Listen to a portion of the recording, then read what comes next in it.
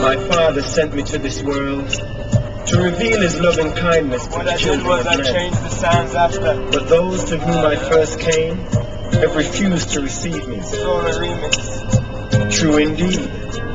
Many of you have believed my gospel for yourselves. But the children of Abraham and their leaders are about to reject the way they finish, and in so finished doing it like that. reject Him who I sent took me. different stuff and moved them around and made Proclaim the it gospel of end. salvation to this people.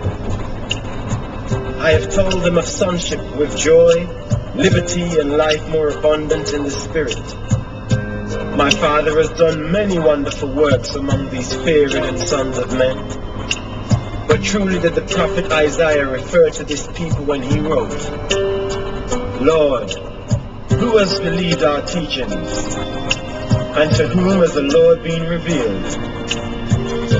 Truly have the leaders of my people deliberately blinded their eyes that they see not, and hardened their hearts, lest they believe and be saved.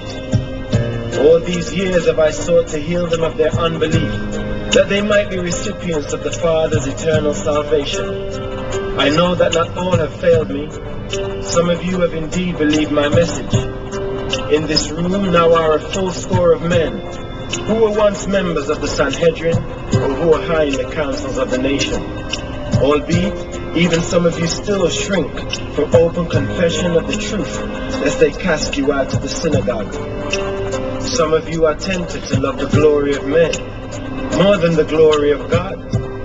But I am constrained to show forbearance, since I fear for the safety and loyalty of even some of those who have been so long near me, and who have lived so close by my side. In this banquet chamber, I perceive there are assembled Jews and Gentiles in about equal numbers, and I would address you as the first and last of such a group, that I may instruct in the affairs of the kingdom before I go to my Father.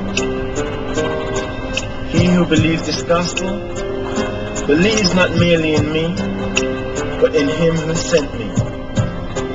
When you look upon me, you see not only the Son of Man, but also Him who sent me.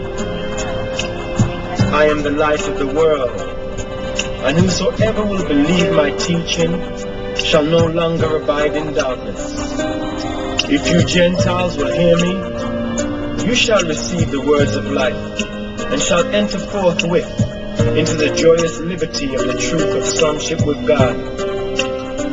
If my fellow countrymen, the Jews, choose to reject me and to refuse my teachings, I will not sit in judgment on them, for I came not to judge the world, but to offer it salvation.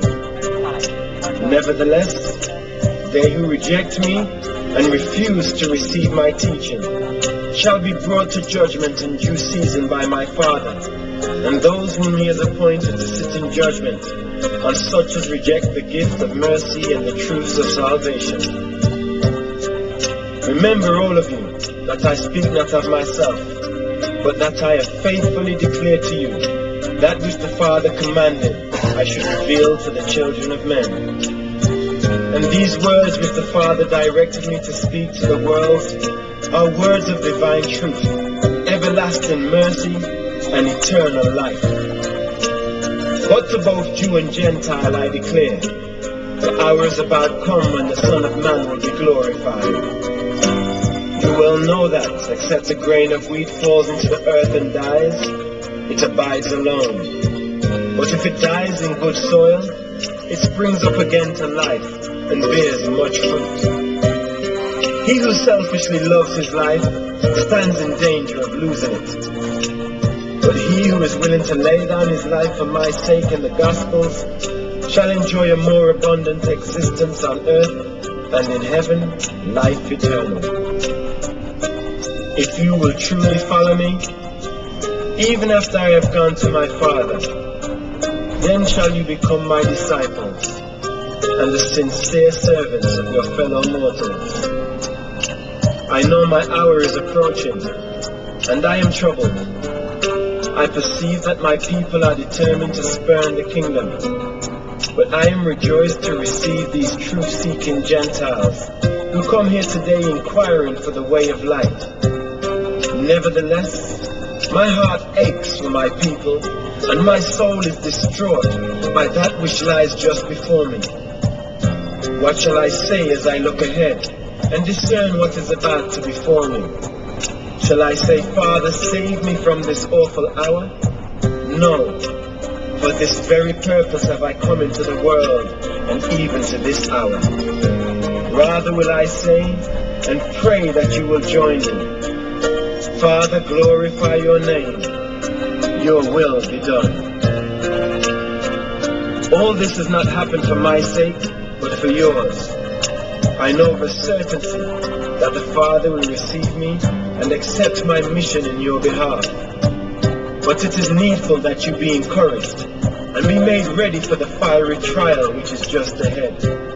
Let me assure you that victory shall eventually crown our united efforts to enlighten the world and liberate mankind.